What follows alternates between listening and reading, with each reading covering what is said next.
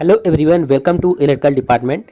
UPMRC Uttar Pradesh metro rail corporation के admit card जब से रिलीज़ हुए हैं तब से काफ़ी स्टूडेंट के मन में डाउट है इसके एग्ज़ाम पैटर्न को लेके, क्योंकि ऐसा पहली बार हुआ है और यूपीएमआरसी ने इसके पहले नोटिफिकेशन और सिलेबस में ऐसा कुछ नहीं बताया था, लेकिन अचानक से इन्होंने एग्ज़ाम पैटर्न चेंज कर दिया।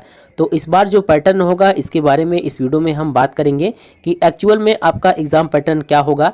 यानी कि आपको पता होगा जो एग्ज़ाम पैटर्न इस बार ग्रुपिंग वाइज कर दिया है, तो एक ग्रुप में कितने क्वेश्चन होंगे और उस ग्रुप में कौन कौन से टॉपिक से क्वेश्चन होंगे, इन सभी डाउट को हम क्लियर करेंगे। साथ ही ईमेल और व्हाट्सएप के माध्यम से बहुत से स्टूडेंट ने कुछ डाउट्स भेजे हैं, उन सभी डाउट को भी इस वीडियो में हम क्लियर करेंगे। तो अगर आप हमारे चैनल पर नए हैं, चैनल को सब्सक्राइब कर लीजिए और टेलीग्राम भी ज्वाइन कर लीजिए, वहाँ पर इस प्रकार की अपडेट हम प्रोवाइड कर देते हैं।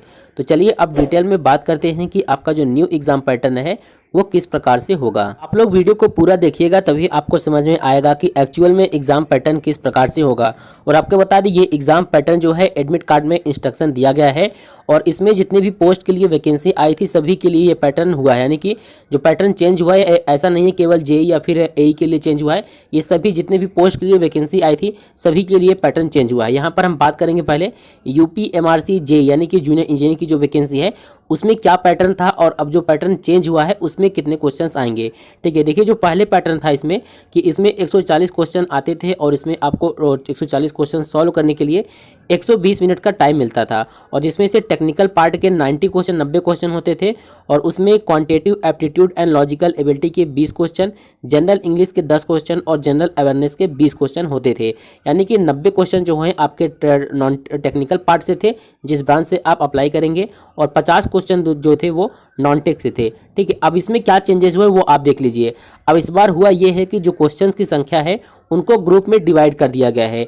लाइक अगर 140 क्वेश्चन है तो 140 क्वेश्चन को इन्होंने 5 ग्रुप में डिवाइड कर दिया, यानी कि एक ग्रुप में अब आपके आ जाते हैं 28 क्वेश्चन। ठीक है, आपको समझाने के लिए यहाँ पर हमने पहले से पीडीएफ बना रखा है ताकि आपको अच्छे समझ में आ जाए। तो यहाँ पर देख सकते हैं इस प्रकार से 140 क्वेश्चन का 5 ग्रुप होगा, जिसमें से एक ग्रुप में आपके 28 क्वेश्चन होंगे। ठीक है, और सभी ग्रुप में जितने क्वेश्चन होंगे उनको सॉल्व करने के लिए आपको इक्वल टाइम दिया जाएगा। ठीक है, ये किस प्रकार से होगा अब इसमें आप देख सकते हैं। अब देखिए ये एक्चुअल में आपका एग्जाम पैटर्न इस बार इस प्रकार से होगा जो आप स्क्रीन पर देख पा रहे हैं। जैसे आप क्वेश्चन जब आप लॉगिन करेंगे वहां पर आपको पहले दिखेगा ग्रुप ए, कोई भी ग्रुप दिख सकता है, ग्रुप ए जैसे दिखेगा तो ग्रुप ए में आपके 28 क्वेश्चन होंगे और 28 क्वेश्चन को सॉल्व करने के लिए आपके पास 24 मिनट का टाइम होगा। यानी कि एक ग्रुप को सॉल्व करने के लिए 24 मिनट का टाइम दिया रहेगा। और अगर आप सोचते हैं कि हम इस 24 मिनट से पहले क्वेश्चन को सॉल्व करके अगले ग्रुप में चले जाएं तो आप अगले ग्रुप में जा तो सकते हैं, लेकिन ये जो 24 मिनट का टाइम है वो आपको मतलब कि जैसे आप 24 मिनट का है तो आपने मान लीजिए 20 मिनट में कर लिया, तो जो आपके पास 4 मिनट का समय बचेगा वो अगले ग्रुप में ऐड नहीं होगा, क्योंकि इन्होंने पहले ही बोल रखा है कि एक एक ग्रुप के लिए टाइम फिक्स है। यानी कि इस ग्रुप पर 24 मिनट का टाइमर चलेगा। ठीक है, जब आप इस ग्रुप पर जाएंगे तो इस ग्रुप पर 24 मिनट का टाइमर चलेगा। इस प्रकार से सबसे ज़्यादा डाउट ये है स्टूडेंट्स को कि किसी एक ग्रुप में अगर क्वेश्चन को ग्रुप में डिवाइड किया जाएगा तो क्या क्वेश्चन का पैटर्न भी बदल जाएगा। यानी कि जो 90 क्वेश्चन टेक्निकल पार्ट के हैं और 50 क्वेश्चन नॉन टेक से हैं, क्या उसका पैटर्न बदलेगा? तो ऐसा नहीं है, इसका पैटर्न नहीं बदलेगा। जैसे अगर आप ग्रुप ए के क्वेश्चन सॉल्व कर रहे हैं तो आपको 28 क्वेश्चन देखने को मिलेंगे। अब चूंकि इसमें 90 क्वेश्चन टेक्निकल पार्ट के हैं तो इस प्रकार से आपको इसमें 18 क्वेश्चन आपको टेक्निकल से देखने को मिलेंगे, यानी इलेक्ट्रिकल ब्रांच से है तो इलेक्ट्रिकल क्वेश्चन देखने को मिलेंगे। और जो आपके 10 क्वेश्चन होंगे उसमें नॉन टेक के होंगे। अब ये 10 क्वेश्चन नॉन टेक में कहीं से भी हो सकते हैं, जो कि quantitative aptitude, logical ability, general English और जनरल अवेयरनेस, इसमें से कहीं से भी आपके 10 क्वेश्चन हो सकते हैं। ठीक है, अब 10 क्वेश्चन में डिवाइड कर दें कि 2 मतलब दे दें, आपको ऐसा भी कर सकते हैं 2 आपका क्वांटिटेटिव एप्टीट्यूड का दे दें, 2 जनरल इंग्लिश का, 2 जनरल अवेयरनेस का, इस प्रकार से देंगे। परीक्षा का पैटर्न नहीं चेंज हुआ, लेकिन केवल टाइमिंग चेंज हो गया है कि आप पर्टिकुलर क्वेश्चन के लिए पर्टिकुलर आपको टाइम दिया जाएगा, इससे ज़्यादा आपको टाइम नहीं दिया जाएगा। ऐसे जैसे आप अगर जो आपका ग्रुप ए है, अब दूसरा डाउट ये था कि अगर जैसे ग्रुप ए का क्वेश्चन सॉल्व कर रहे हैं तो ग्रुप बी में हम कब जा सकते हैं। तो देखिए जब आप ग्रुप ए के 28 क्वेश्चन सॉल्व कर लेंगे इसके बाद आप ग्रुप ए को सबमिट कर लेंगे तब आप ग्रुप बी में जाएंगे। इसके पहले आप ग्रुप बी में नहीं जा सकते हैं। यानी कि अगर आप ग्रुप ए के क्वेश्चन सॉल्व कर रहे हैं तो आप ग्रुप बी के क्वेश्चन को नहीं देख सकते हैं, वहां पर नहीं जा सकते हैं। जब आप ग्रुप ए का पूरा अटेम्प्ट कर लेंगे, उसको सबमिट कर देंगे, तब आप ग्रुप बी पर जाएंगे। और अगर आपके पास ग्रुप ए में टाइम बचा है तो वो टाइम ग्रुप बी में ऐड नहीं होगा। यानी कि आप ग्रुप में सफल नहीं कर सकते, यानी कि ग्रुप ए से ग्रुप बी में नहीं जा सकते हैं, न तो ग्रुप बी से न तो ग्रुप सी में जा सकते हैं, लेकिन किसी एक ग्रुप के क्वेश्चन में सफल कर सकते हैं। जैसे कि ग्रुप ए में 28 क्वेश्चन है तो इसमें आप आगे पीछे कर सकते हैं, कभी भी आप क्वेश्चन 1, क्वेश्चन 2, क्वेश्चन 3 किसी पर भी जा सकते हैं, लेकिन ग्रुप में आप सफल नहीं कर पाएंगे। ठीक है, तो इस प्रकार से ये एग्जाम पैटर्न है इस बार, और ये एग्जाम पैटर्न जो है आगे आने वाले सभी एग्जाम्स में आपको देखने को मिलेंगे। लाइक अभी आपको बता दें, जो अपकमिंग एग्जाम में है आपका है एमपी पीजीसीएल का होगा, अभी असिस्टेंट इंजीनियर का एग्जाम्स होने वाले हैं, 7 मई को है। ठीक है, तो इसमें भी यही पैटर्न को फॉलो किया जा रहा है, अभी आपको आगे दिखा देंगे। अभी एमपी पीजीसीएल जूनियर इंजीनियर का होगा, उसमें भी जो आईटीआई की वैकेंसी है, अच्छी वैकेंसी, उसमें भी यही पैटर्न आपको देखने को मिलेगा।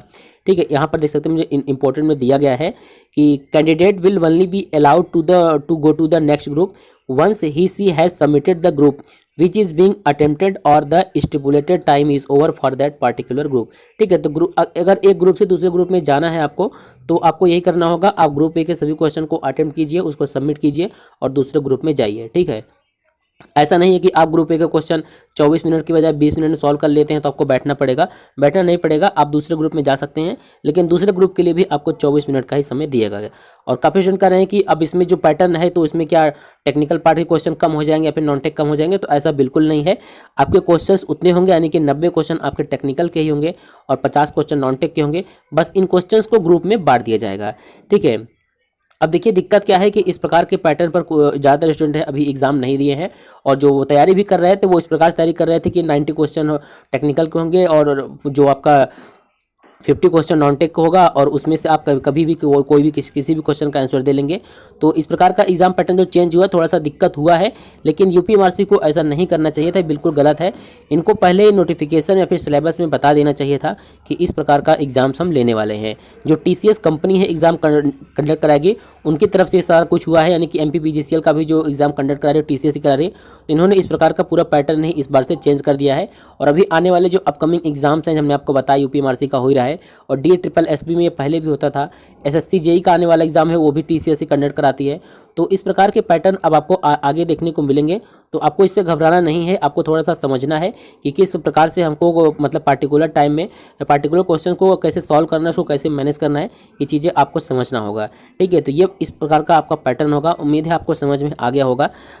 अगर आपको कोई मतलब मेल करना है यूपीएमआरसी को, अपने बात को कहना है, तो आप लोग जरूर से मेल कीजिए। अभी टाइम है, हो सकता है कुछ बदलाव हो जाए या फिर उनकी तरफ से कोई नोटिफिकेशन जारी हो जाए, जो कि अच्छी बात है। ठीक है, इस पैटर्न को हम अपने टेलीग्राम चैनल पर सेंड कर देंगे और प्रीवियस ईयर के पेपर्स को भी, तो आप लोग वहां से अपनी तैयारी कर सकते हैं। ठीक है, तो आज के इस वीडियो में यही एक अपडेट था, बाकी अब हम मिलते हैं नेक्स्ट वीडियो में।